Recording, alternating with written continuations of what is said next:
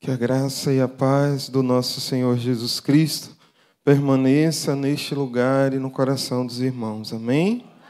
Nós louvamos a Deus pela oportunidade de estarmos aqui, de juntos podermos celebrar o nome do Senhor, podermos juntos adorar a Ele, engrandecê-lo pela sua bondade, pela sua misericórdia em nossas vidas. Eu louvo a Deus pela oportunidade que eu sempre recebo com muito tremor e temor a oportunidade de compartilhar a palavra. E confesso aos irmãos, diante desta plenária, eu estou tremendo e temendo. Mas que Deus use as nossas vidas e que nós tenhamos um momento de reflexão na palavra, de conversa. Eu quero que os irmãos fiquem bem à vontade e que a gente possa juntos construir o conhecimento nessa noite. Tá bom? Se você quiser contribuir, se você quiser falar, se você quiser perguntar, pergunta ao pastor Paulo. Mas se você quiser falar, dar a sua contribuição, fica à vontade. A gente vai construir esse conhecimento juntos, tá bom? Como o pastor Paulo falou, amanhã nós comemoramos 508 anos da Reforma Protestante. E aí eu dividi essa breve reflexão de hoje e a gente vai pensar de forma bem breve e essa parte mais histórica, o que foi a reforma. Faremos uma breve linha do tempo para entendermos a velha mania de professor falando mais alto. Na minha cabeça, vocês só vão entender o final se a gente fizer essa caminhada histórica. Então, a gente vai fazer um breve histórico do que foi esse movimento da reforma. Vamos pensar depois em alguns reflexos dessa reforma, que não foram somente reflexos espirituais, algumas motivações para essa reforma e assim passaremos aos 5 solas e vamos falar de forma mais detalhada sobre os 5 solas, tá bom? Então vamos caminhar aí iniciando com essa primeira contextualização do que foi esse movimento de reforma.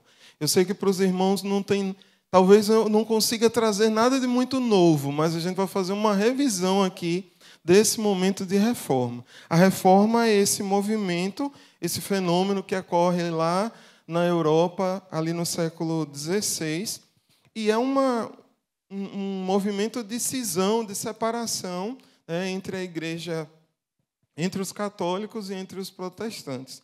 E aí esse movimento surge justamente por conta de os chamados protestantes, os então chamados protestantes, começarem a questionar algumas coisas sobre aquela igreja, a igreja medieval, a igreja que estava ali presente e que tinha todo um poder, todo um poderio diante daquela sociedade. E o principal foco da reforma, como nós sabemos, foram as questões espirituais, mas o movimento de reforma ele vai causar reflexos em todas as áreas daquela sociedade. Além de causar mudanças e reflexos na área espiritual, vai também causar mudanças políticas, mudanças econômicas, mudanças sociais e intelectuais, e toda aquela sociedade vai ser afetada com esse movimento de reforma protestante. Numa breve linha do tempo, eu não vou me ater muito a essas datas. Pode passar. Nós vamos ver aí essas datas que estão de mostarda, a gente poderia chamar de uma pré-reforma, movimentos que aconteceram antes do movimento da reforma. Lá entre 1320 e 1384, John Wycliffe, lá na Inglaterra, vai questionar o poder papal e ele vai traduzir a Bíblia para o inglês. A primeira tradução da Bíblia para o inglês é feita por Wycliffe nesse período lá na Inglaterra. Na sequência, de 1369 a 1415, o John Hus vai criticar os abusos da igreja e vai defender a autoridade da Bíblia. E, por fazer isso, o John Hus é queimado vivo. Então, a gente já vai percebendo alguns movimentos nessa direção daquilo que vai acontecer em 1517 com Lutero na Reforma Protestante. E Hus ele é queimado vivo por conta de ter questionado o poderio religioso daquela época. Em 1450, um outro fato que vai contribuir para esse movimento de reforma é a invenção da imprensa pelo Gutenberg. Isso vai ajudar a divulgar notícias, a espalhar panfletos com os questionamentos que eram feitos nesses movimentos de reforma. Isso vai facilitar com que a notícia se espalhe, com que as ideias sejam espalhadas. E, finalmente, em 1517, acontece a reforma, a chamada Reforma Protestante, quando Martinho Lutero publica as 95 teses lá na porta da Catedral de Wittenberg, na Alemanha. É interessante a gente lembrar que não foi um ato arredio, no sentido de ele colar na porta da catedral, da igreja. Era um costume se colar ideias, se fixar ideias naquele lugar, para que as pessoas tivessem contato com aquelas ideias, tendo em vista que ainda não se tinha um poder de divulgação muito grande. Hoje a gente fala que o mundo sabe no mesmo minuto, mas ali precisava ter um local, um espaço, e isso era feito nesse lugar. E Martinho Lutero faz nada mais, nada menos que levar as suas ideias, fixar lá na porta da catedral em Wittenberg, e isso vai causar o movimento de reforma protestante, isso lá no ano de 1517. Em 1521, a gente vai ter aí um outro movimento, que é a Dieta de Worms, que proibia o luteranismo.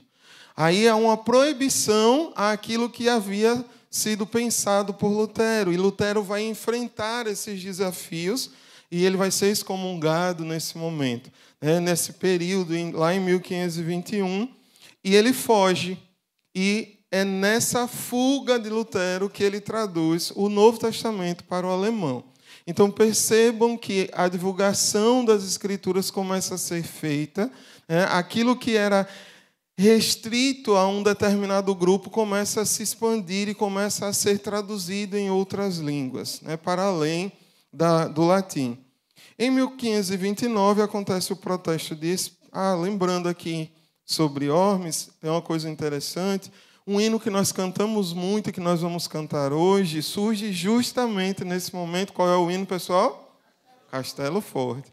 É justamente nesse momento em que Lutero está vivendo esse movimento da Dieta de Worms, e ele está ali sendo questionado das suas ideias, sendo ameaçado, sendo confrontado. Ele, num movimento de busca ao Senhor, de jejum e de oração, ele concebe a letra desse hino, que vai se tornar um clássico da hinologia cristã, que é o hino Castelo Forte, que tem como base o Salmo 46, que era aquilo que alimentava e que fortalecia Lutero naquele momento.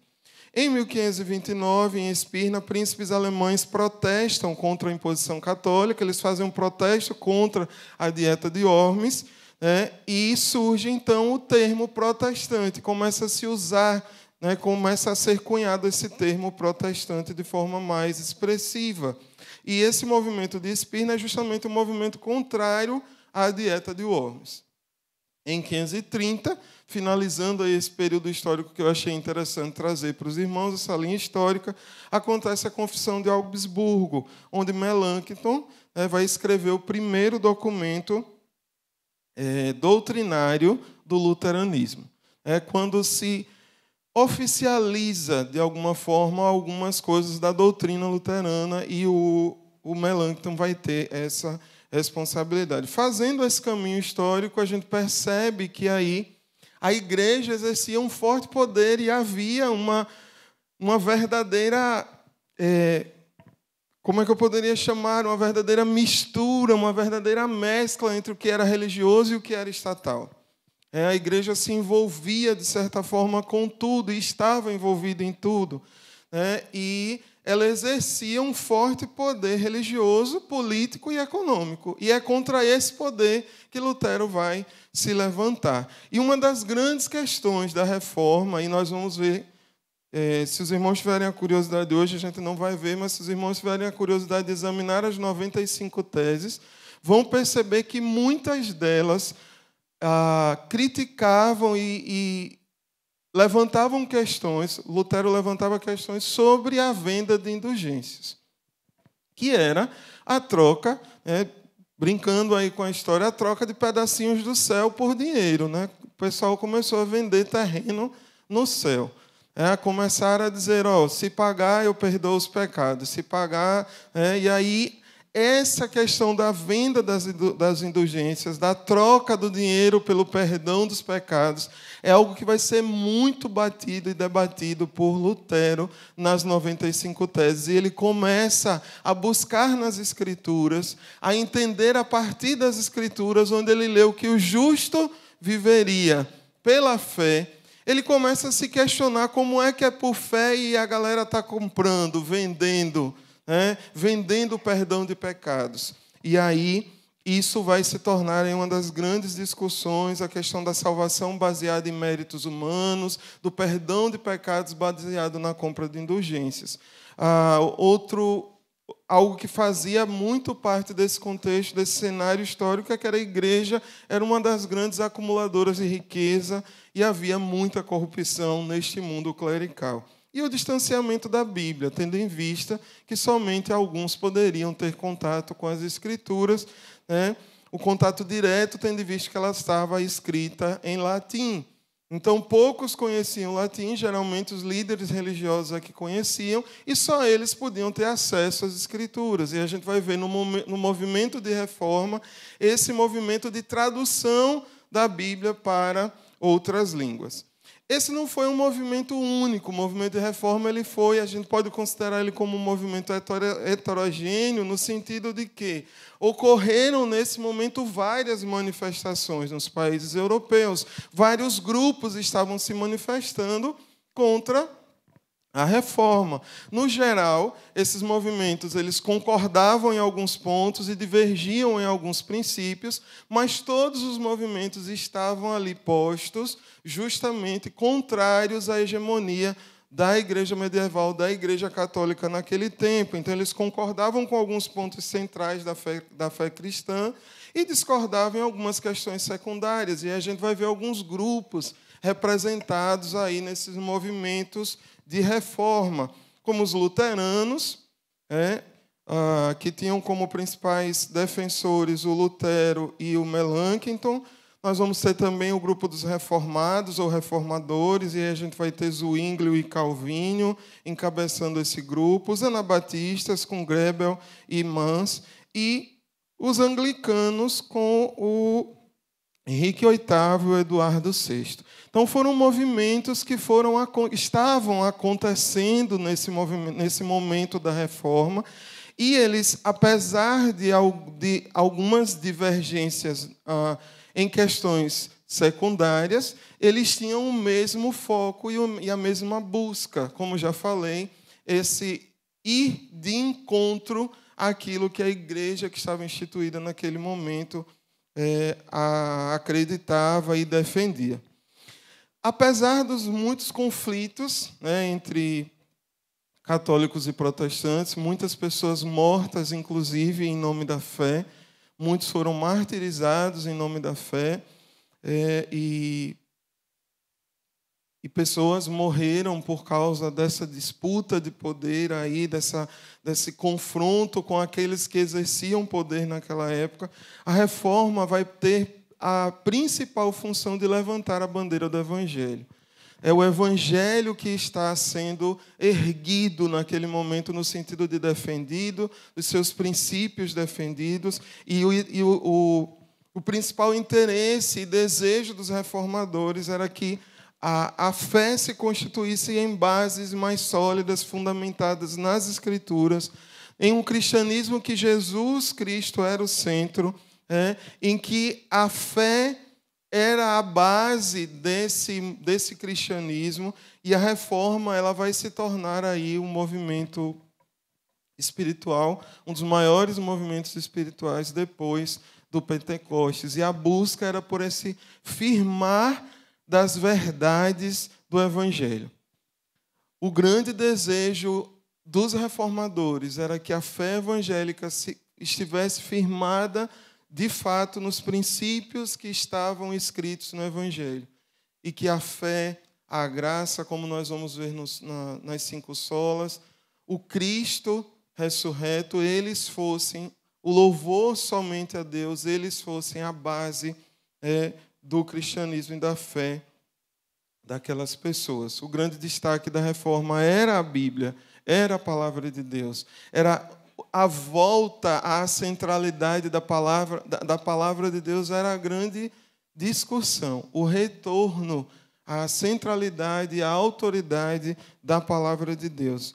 E o verdadeiro reformador é o Espírito Santo. Não era algo que estava acontecendo apenas em níveis humanos, mas o próprio Deus e o próprio Espírito de Deus estava agindo ali através daquelas pessoas. A reforma faz o cristão se lembrar da necessidade de não se dobrar ao pecado e da importância de se retomar as Escrituras quantas vezes forem necessárias. Esse é o grande chamado da reforma para nós cristãos deste tempo. O retorno à centralidade de Cristo e da palavra em nossas vidas. É de se retornar às Escrituras todas as vezes que for necessário retornar a elas para fundamentar a nossa fé, para corrigir a nossa caminhada, para corrigir o nosso comportamento. É o chamado a não se dobrar ao pecado diante desta palavra que nos convida a viver uma vida de santidade e de retidão. E aí agora, depois desse breve contexto histórico, a gente vai conversar sobre as solas. E aí eu queria ver se tem alguém querendo contribuir de alguma forma, se tem alguma dúvida para a gente passar para o pastor Paulo. Ou a gente pode seguir tranquilo. Deu para fazer uma revisão aí das ideias? Pronto. Então vamos aos 5 solas. Os 5 solas serão a materialização daquilo que estava sendo discutido na reforma. A materialização de alguns princípios e alguns conceitos que a reforma trazia à discussão. E aí eu trouxe esse resumo dos solas, que diz assim: a Escritura revela que a graça recebida pela fé em Cristo para a glória de Deus. A Escritura revela a graça recebida pela fé em Cristo para a glória de Deus. Vamos ler juntos? A Escritura revela a graça recebida pela fé em Cristo para a glória de Deus. E aí a gente tem um resumo das 5 solas. Sola Escritura, sola gratia, sola fide, solus Christus e soli Deo glória. Os 5 solas, tá bom? Resumidos aí nessa estrofe, nessa frase aí. Os 5 solas, como já falei, eles serão os princípios fundamentais, são os princípios fundamentais da reforma, sintetizando o que aqueles teólogos, o que aqueles religiosos criam, o que os teólogos e religiosos protestantes criam, e aquilo que Lutero defendia em suas teses. São os pontos de oposição contra os ensinos da Igreja Católica. Nesses 5 solas estão fundamentados princípios e conceitos que são aqui as ideias, as teses, os princípios que estavam sendo defendidos pelos reformadores. Eles não surgem todos de uma vez, eles surgem ao longo do movimento reformador. Aí pelos séculos XVI e XVII, e se tornam esse resumo, a gente poderia chamar assim, esse resumo da fé protestante.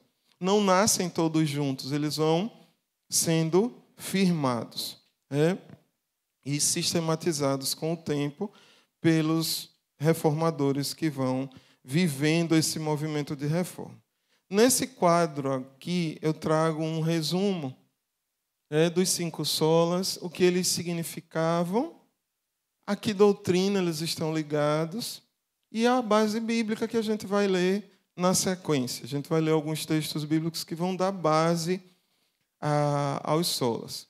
Primeiro sola, o sola Escritura, ou somente a Escritura. A doutrina que vai estar ligada a essa sola é a revelação e a autoridade da palavra, a autoridade das Escrituras, a revelação das Escrituras. As Escrituras como revelação da parte de Deus. Essas são as doutrinas ligadas a esse sola, e a gente vai ver já os textos bíblicos. Sola gratia, o somente a graça. As doutrinas que vão estar ligadas aí são as doutrinas da graça e da eleição, que são as doutrinas discutidas aí neste sola. Sola fide, ou somente a fé. Nós vamos ver a doutrina da justificação pela fé, o solos Cristo, o somente Cristo. As doutrinas ligadas são cristologia e redenção, o papel de Cristo como Salvador, o papel de Cristo como Redentor da humanidade, como único Redentor e único mediador entre Deus e os homens. E o só lhe deu glória. A glória seja dada somente a Deus, a nenhum homem, a nenhum religioso, somente a Deus. E aí nós vamos ter a doutrina da adoração ligada a esse sola. Percebam que os solas eles vão confrontar aquilo que estava sendo discutido em relação à igreja dominante naquele momento. Cada sola vai trazer a base, os princípios e os fundamentos para combater aquilo que aquela igreja estava ensinando de forma equivocada. Eu estava lembrando que em um determinado momento da minha caminhada, eu tive um amigo, um aluno, que se tornou meu amigo, e ele era muito católico. Uma vez a gente começou uma conversa sobre Maria. Bacana, né? Conversar sobre Maria com um católico bem católico. E aí a gente conversando, né, sobre Maria. Primeiro ele me perguntou, por que vocês não respeitam Maria? Eu disse, rapaz, você já começou errado. Eu respeito ela pra caramba. Você não imagina como eu respeito e admiro Dona Maria. Rapaz, ela é fantástica. Pensa em uma mulher de fé. E aí eu comecei a trazer os aspectos, né, da Maria, aquela mulher de fé, aquela mulher que é chamada para ser a mãe do Salvador. E ele começa a olhar para a minha cara e dizer assim, epa, eu puxei a conversa pensando que ele ia detonar Maria e ele não o fez. Enfim, a gente teve uma conversa boa sobre Maria e ele disse, vou lhe dar uma Bíblia. Eu disse, ótimo, eu vou ganhar mais uma, vou lhe dar uma Bíblia católica. Eu tenho essa Bíblia até hoje. E aí eu, usando a Bíblia, eu percebi que ela tem um apêndice, um material na frente. Antes da Bíblia tem um material lá. E eu comecei a folhear aquele material. E algo que me chamou a atenção são os mandamentos. Por que me chamou a atenção? Minha esposa era daquelas católicas de verdade, minha gente. Do jeito que ela é crente hoje, ela era católica. Ela traz eu brinco com ela, eu digo que ela traz uma culpa, mas já disse a ela, mulher, relaxe com isso. Na comunidade que ela viveu a adolescência, início da fase adulta, é uma comunidade um pouco mais rural em Rosário. Rosário é pequenininho, e aí aquilo que afasta um pouquinho do centro, a gente já chama de rural. E na região que ela morava, era uma região mais rural. E aí ela foi a que encabeçou a construção da capela dessa região, que hoje nós temos lá, chamada Capela de São Evaristo. Inclusive, essa capela tem um papel histórico, né, para a cidade. E Cristina era a mulher da frente da obra. Cristina é do tipo de mulher, quando ela decide alguma coisa, ela faz assim, o não eu já tenho. Então eu vou correr atrás do sim. Se ela disser que vai construir, ela vai. E ela fez isso. Ela correu atrás de quem doasse material, de quem fizesse a obra. Enfim, ergueu a igreja. A igreja está lá hoje como um dos símbolos da história da cidade. E Cristina conhece o Evangelho através da leitura de Êxodo, da leitura dos mandamentos. Ela diz que quando a prima dela, Cristina é prima de Tassiana, e tinha uma outra prima, a Marivalda, que mora ainda lá em Japoatã. E Marivalda vinha para Rosário para falar de Jesus para Cristina. E aí ela foi convidando Cristina a ler a Bíblia. Porque Cristina disse que tinha a Bíblia, mas que não lia, porque eles não eram estimulados a ler. E uma certa vez, Marivalda trabalha com ela o texto de Êxodo 20. Ela disse que quando ela leu aquele texto, ela disse que não sabia direito o que ela sentia, se ódio, se raiva, se vergonha. Ela disse que foi uma mistura tão grande de sentimentos. E ela disse que fez uma pergunta, por que ninguém nunca me mostrou isso aqui? E aí eu perguntei, Cristina, mas o que é que você conhecia de mandamentos? Aí ela me mostrou no apêndice da Bíblia o que ela conhecia sobre os mandamentos, que lá estão escritos os mandamentos da Igreja Católica. Não os mandamentos da lei de Deus, estão escritos os mandamentos da Igreja Católica. E há uma alteração dos primeiros mandamentos. E era isso que ela conhecia. Ela disse que quando leu aquele texto, ela disse que o mundo dela, ela conta até hoje, assim, disse, Marco, meu mundo, assim, desmoronou. Tudo que eu sabia, acabou ali. E, para a glória de Deus, ela foi resgatada para o Evangelho. E esse era o movimento aqui, pessoal. Era um movimento de uma fé que era ensinada segundo os desejos, pode deixar o anterior, segundo os desejos daqueles que dominavam a fé. Então, os solas vão trazer justamente esse confronto àquilo que era o conhecimento geral ali naquele tempo. Por exemplo, o Soli Deo Glória, que nos diz que só a Deus nós devemos dar glória e adorar. O Solus Christus, que nos diz que não há mediador algum, nem Maria, nem Pedro, nem José, nem ninguém pode mediar a relação com Deus. E nós sabemos que os nossos irmãos católicos, amigos católicos, eles têm uma série de mediadores e acreditam e são levados a acreditar nesses mediadores. Então, os solas vêm justamente combater aí. E aí a gente vai pensar um pouquinho agora sobre cada sola. Não vou demorar muito, acho que eu tenho uns 10 minutos só.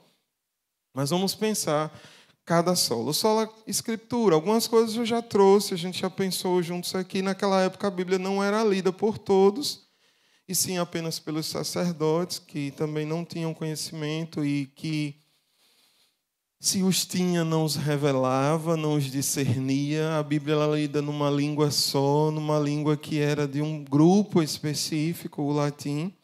A Igreja Católica entendia que haviam duas regras de fé para o cristão, a Bíblia e a tradição da Igreja. E é nessa tradição da Igreja que muitas vezes são ensinadas coisas que vão de encontro à palavra, vão de encontro às Escrituras. E essa tradição são os seus documentos, são as suas bulas, são as encíclicas papais, os seus mandamentos, enfim. O que a reforma vai trazer com relação à Escritura? A autoridade da palavra. Vai resgatar a autoridade da palavra como sendo a única regra de fé e prática. Por isso, somente as Escrituras. Nada de nenhum apêndice, nada de nenhum documento extra, somente as Escrituras. Esse retorno à autoridade da palavra, à autoridade das Escrituras. Para os reformadores, a Bíblia era a única autoridade infalível, a única regra de fé e de prática. E aí a gente vai ver alguns versículos que nos falam sobre isso, versículos conhecidos, mas que fundamentam a nossa fé e que fundamentaram a fé daqueles reformadores. 2 Timóteo 3, 16, 17, por exemplo, que diz que toda a Escritura é inspirada por Deus e é útil para o ensino, para a repreensão, para a correção, para a instrução na justiça, para que o homem de Deus seja apto e plenamente preparado para toda boa obra. E quem é que dá essa base? Quem é que repreende? Quem é que ensina? Quem é que exorta? Quem é que corrige? As Escrituras. Somente as Escrituras. Salmo 119, 105 vai dizer: a tua palavra é lâmpada para os meus pés e é luz para os meus caminhos. Somente as Escrituras. E tantos outros textos que nós vamos ler que nos falam sobre a autoridade da Bíblia, a autoridade das Escrituras. E essa autoridade é que era defendida nesse primeiro sola, no sola Scriptura. E como é que a gente pode aplicar isso para a nossa vida, para este tempo? Eu tentei trazer aqui também algumas aplicações para esse tempo, para nós hoje. Nós estamos falando de um movimento que aconteceu há 508 anos atrás, mas que vem transformando vidas, realidades, comunidades durante esses 508 anos. E esse movimento precisa continuar mexendo conosco.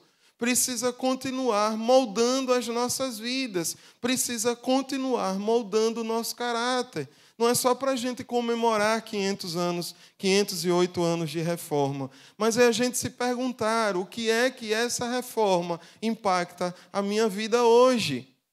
O que é que essa reforma impacta o meu proceder diário hoje, o meu comportamento, o meu testemunho cristão, a minha vida como um protestante.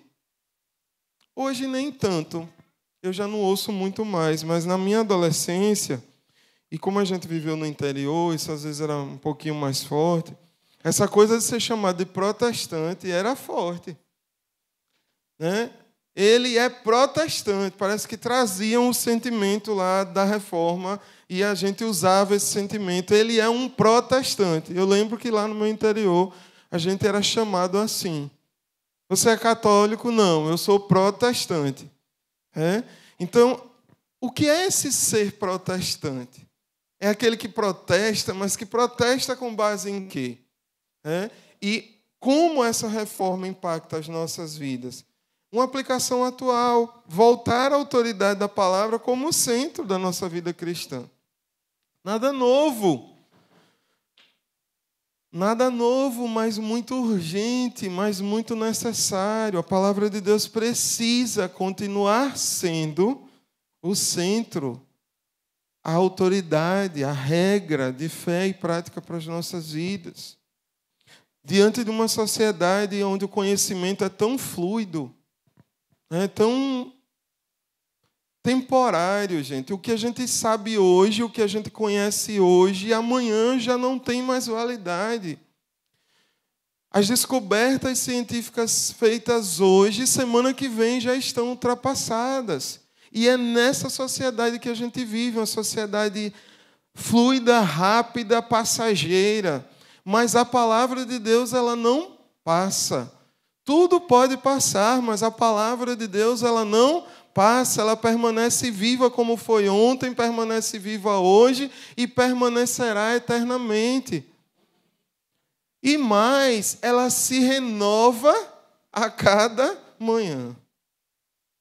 O texto bíblico que a gente lê hoje, se a gente lê amanhã, ele vai falar outra coisa. Se a gente lê depois de amanhã, Deus vai falar de outra forma. Ela é viva a esse ponto.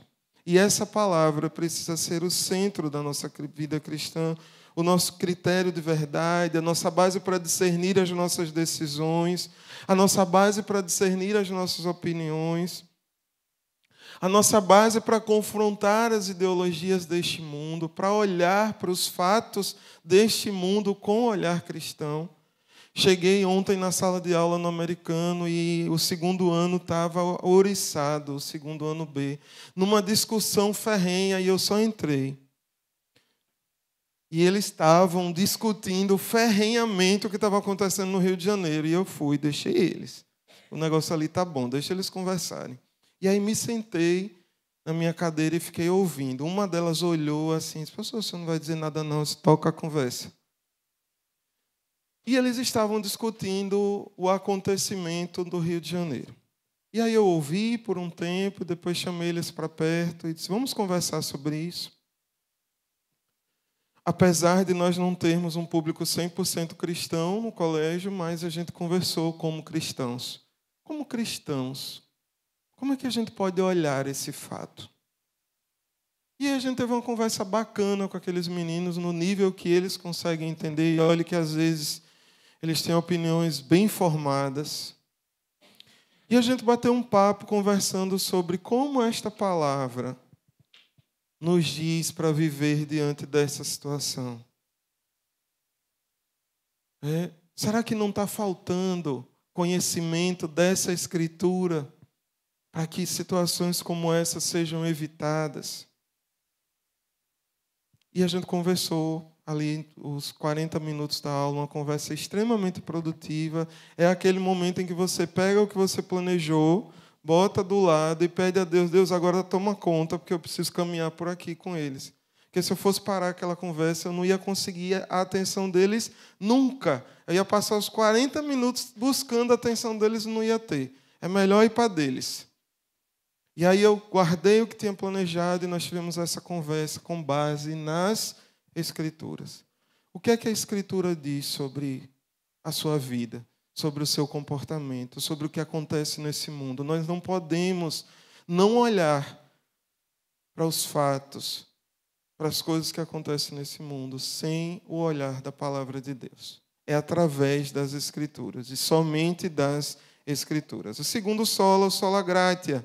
Graça, que é favor imerecido, graça que é presente, graça que é aquilo que Deus nos concede, sem nós merecermos nem um pouquinho. Gente, olha para você, olha para mim, a gente não merece nada. A gente não merece estar aqui. Quem sou eu para estar nesse lugar? Somente pela graça. Eu só queria abrir um parêntese. Eu estou percebendo algumas pessoas tentando registrar algo. Fique tranquilo, isso aí eu mando para alguém e isso aí pode ficar com vocês, para vocês lerem, para vocês... A minha mania, os meus slides vão ter sempre um pouquinho mais de informação do que os outros, porque eu acho que isso é bom. Quem pegar, ele vai conseguir acompanhar o que a gente está pensando. Então, isso aí a gente pode ceder para vocês, tá bom? Para vocês estudarem mais, melhorarem, certo? Então, a graça é a justiça do Evangelho que só pode ser alcançada por meio da fé. Não tem outra forma de alcançar, de ser acolhido, abraçado pela graça de Deus, se não for pela fé. Porque ninguém é salvo por mérito humano. O que nós fazemos, o que nós somos, o que nós estudamos, o que nós temos, nada disso serve para nos justificar diante de Deus, senão a sua graça. Nem penitências, nem indulgências, e aí Lutero está batendo, e os reformadores estão batendo justamente nisso. Como é que é de graça? Como é que a Escritura diz que é pela graça, vocês são salvos pela graça, e está se cobrando para perdoar pecado? Está lá nas 95 teses, esses questionamentos de Lutero, e os reformadores vão seguir com esses questionamentos. Se a salvação não é por mérito próprio, se a salvação é pela graça, a única forma eficaz de alcançar a graça de Cristo é através da fé nele. Nem por sacrifícios, nem por penitências, nem por indulgências. E a gente sabe que a Igreja Católica trabalhava, ensinava e continua ensinando isso. Que precisa caminhar até a Divina Pastora, que precisa subir e descer a escada, que precisa se sacrificar, mas não é assim, é pela graça. A salvação é dom gratuito de Deus, sem merecimento humano. Nós não merecemos a salvação, mas Ele nos concedeu através de Jesus por graça. E nós temos a responsabilidade de transmitir de graça o que de graça recebemos. E é sobre essa salvação, é sobre essa graça que vai falar esse sola. E aí nós vamos lá em Efésios 2, 8 e 9, que vai nos dizer o seguinte: conhecido nosso, pois vocês são salvos pela graça, por meio da fé. E isso não vem de vocês, é dom de Deus, não por obras, para que ninguém se glorie. Fé sem obras é morta, obras sem fé são mortas, e isso não garante salvação. A salvação nos foi dada pela graça, não por nosso merecimento, e é pela graça que somos salvos. Tito 3,5 vai dizer que não por causa dos nossos atos de justiça, dos atos de justiça praticados por nós, mas devido à sua misericórdia.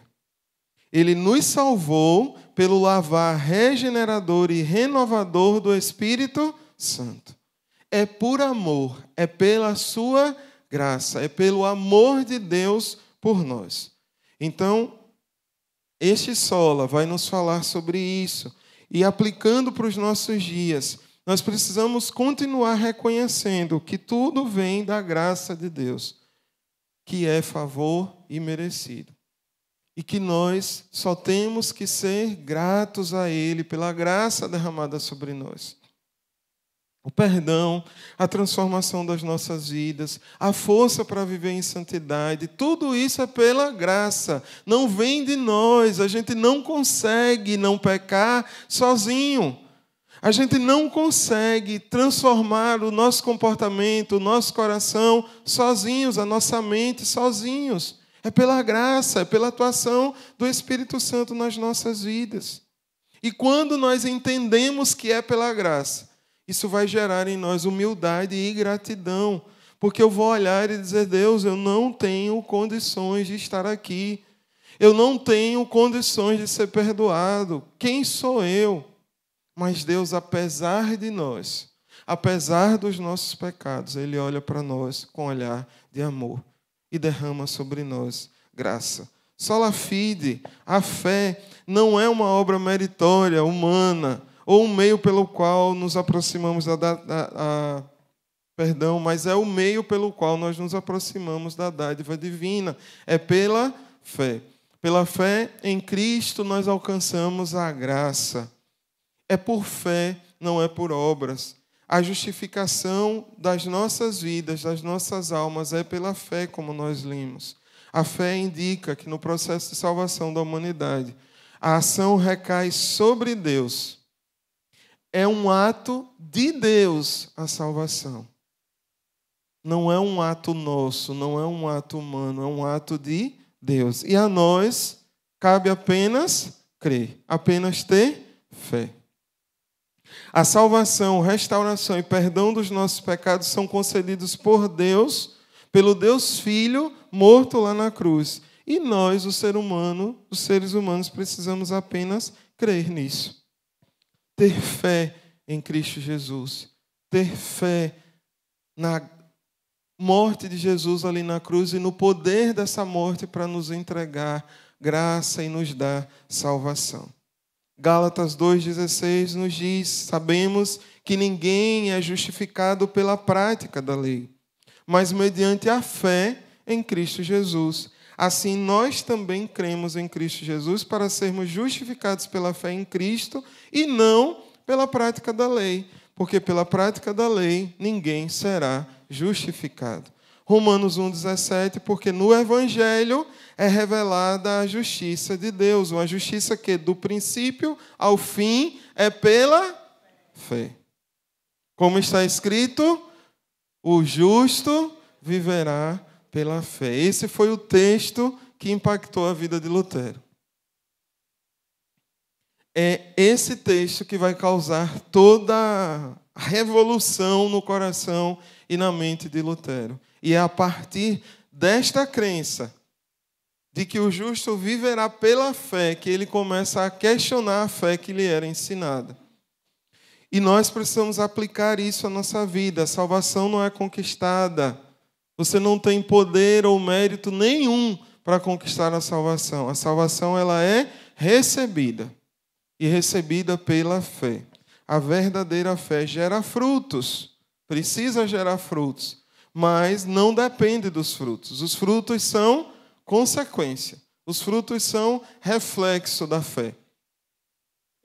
Solos Christus, nós já falamos um pouco sobre isso. Jesus como único mediador. Não há outro que possa mediar a nossa relação com Deus, nem nenhum outro eu possa encontrar a salvação. Só Ele nos leva à presença de Deus e pode mediar a nossa comunhão com o Pai. Cristo é central na reforma protestante. Ele é o centro da reforma.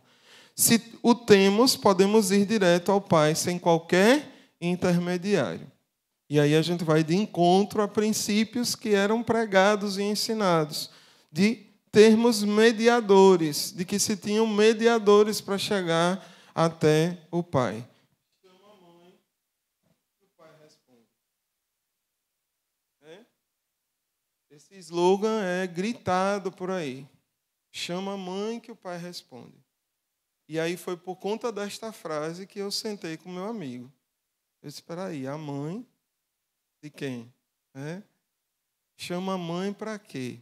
Não, Marcos, vamos lá, vamos conversar. Vamos ler aqui o texto comigo. Não foge aqui do texto, não. Pensa comigo aqui o texto. E aí a gente teve uma conversa muito bacana sobre esse papel de Maria. Mas ela não é mediadora.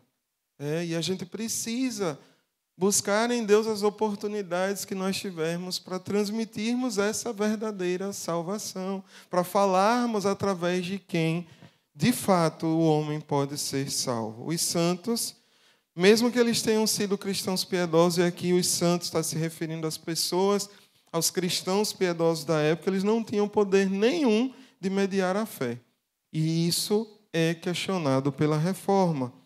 Atos 4,12 vai dizer que não há salvação em nenhum outro, pois debaixo do céu nenhum outro nome dado entre os homens, pelo qual devamos ser salvos. 1 Timóteo 2, 5 e 6, pois há um só Deus e um só mediador entre Deus e os homens. Quem é? Jesus Cristo, o homem.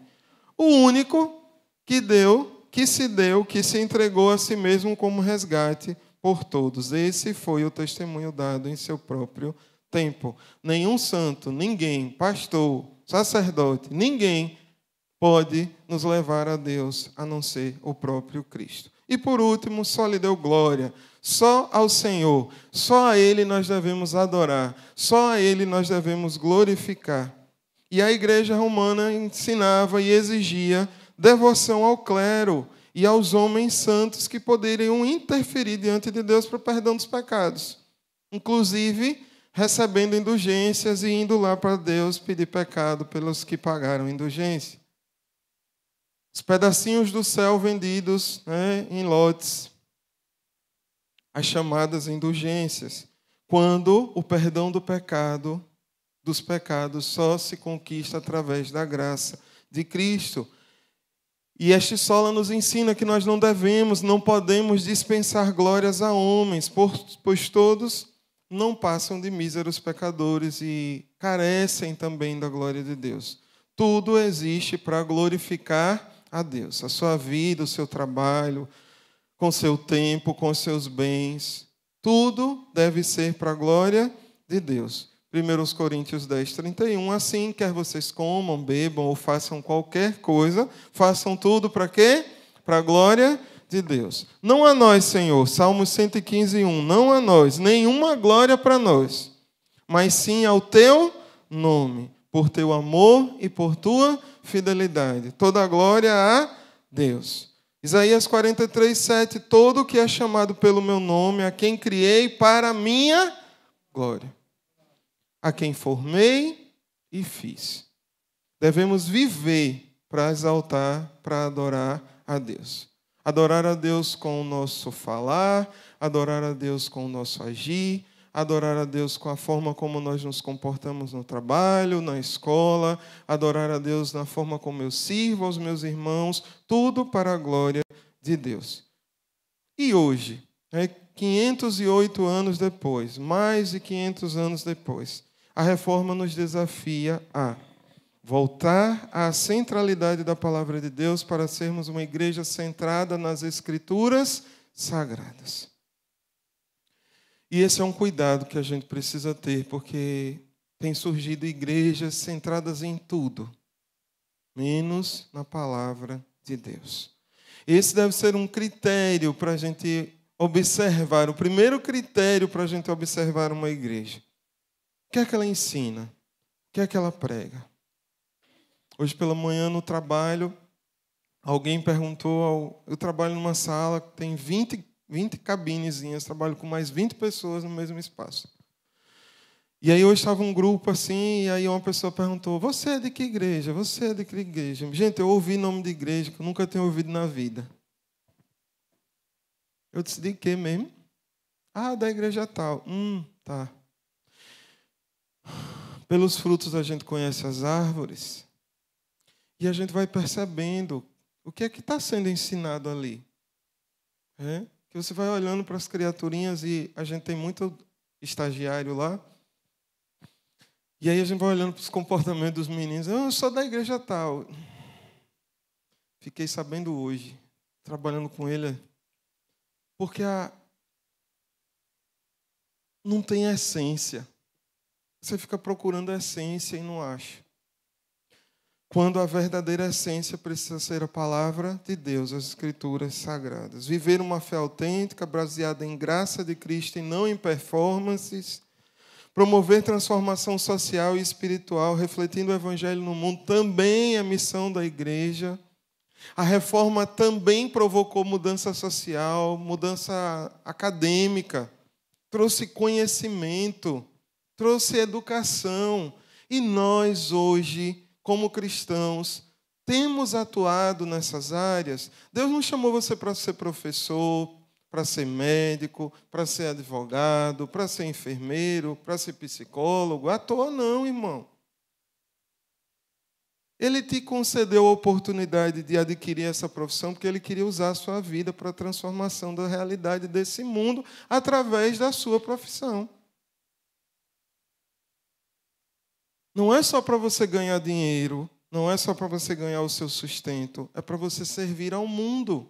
A igreja precisa estar aberta para agir na transformação social do mundo. Não deve ser a primeira, não deve ser a base, mas precisa ser reflexo da presença, reflexo das Escrituras. Viver, promover transformação social e espiritual onde nós estamos. Não dá para falar do Evangelho para quem está passando fome e deixar ele continuar com fome. Aí você vai lá e fala que Jesus é o pão da vida, a pessoa está morrendo de fome, você chega e sai e ela continua com fome. Que pão é esse? Quando Jesus falava para a multidão que a galera sentia fome, o que é que Jesus fazia? Dava comida, alimentava. Ah, pastor, e agora a gente vai resolver os problemas do mundo? Eu não estou falando sobre isso. Eu estou falando sobre a palavra da moda, empatia. Sentir um pouquinho da dor do outro e ser instrumento para agir ali também. Para dizer, olha, ele é o pão da vida, mas eu trouxe pão para você comer. Pão Jacó para você comer.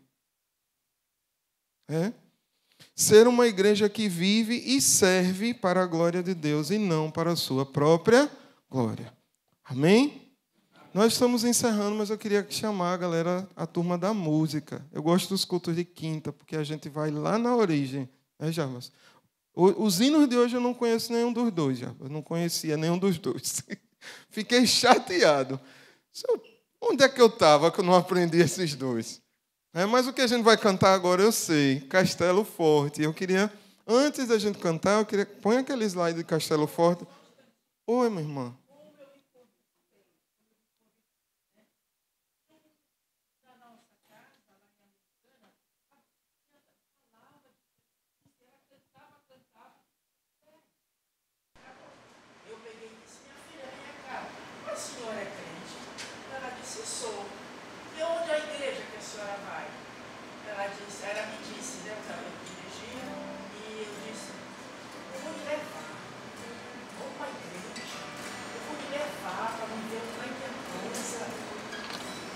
Cheguei lá,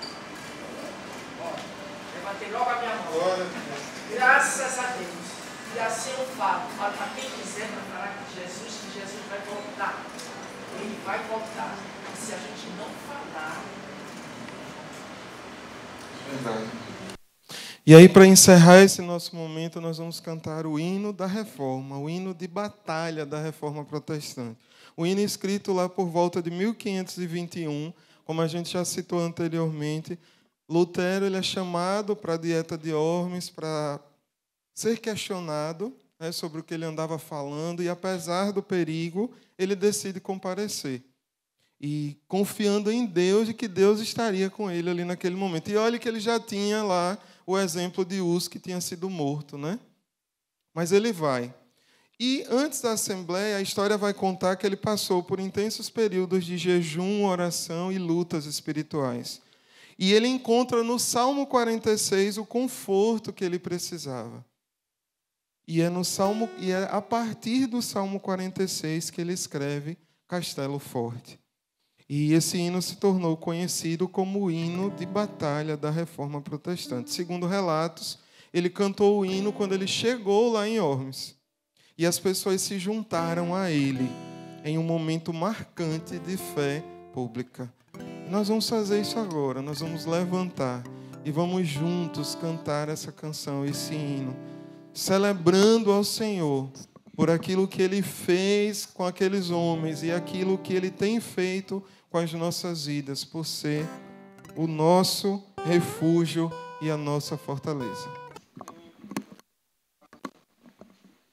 Deus, obrigado por esta oportunidade, ó Deus, de estarmos aqui, de podermos compartilhar da Tua palavra. Pai, nós te agradecemos porque o Senhor nos conhece, Pai, e sabe das nossas necessidades, sabe daquilo que precisamos ouvir como Teus filhos. Nós te agradecemos, ó Deus, por tudo que o Senhor falou conosco nessa noite, que esta palavra seja um encorajamento para nós, Pai. Que essa palavra fortaleça a nossa fé. Que em nome de Jesus, Pai, amanhã, ao ouvirmos falar sobre o dia da reforma, nós possamos lembrar dos homens e mulheres que entregaram suas vidas para que essa reforma acontecesse e o Evangelho pudesse ser disseminado no mundo. E nós queremos te pedir, ó Deus, que a reforma não seja apenas uma data comemorativa para nós, mas que seja um tempo de reflexão, que seja um tempo de nos posicionarmos, ó Deus, como teus filhos, como cristãos deste tempo, ó Deus, para vivermos a tua palavra, para colocarmos a tua palavra no lugar que ela precisa ter nas nossas vidas e nesta sociedade, Pai. Nos usa, Pai, para levar esta palavra àqueles que precisam te ouvir, Pai. Nos usa, Senhor, para levar a tua palavra àqueles que carecem, ó Deus, desta verdade, das verdades escritas nas Escrituras. Usa a tua igreja, Deus, para glorificar o teu nome. Que nós nos lembremos que as nossas vidas são para glorificar ao Senhor. E que não há nenhum outro que mereça ser adorado senão o Senhor. E que não há nenhum outro que possa mediar a nossa relação com o Senhor, senão o teu Filho Jesus, aquele que morreu na cruz por nós. Obrigado, Deus, pela tua palavra, pelas Escrituras sagradas. Nós te agradecemos em nome de Jesus. Amém.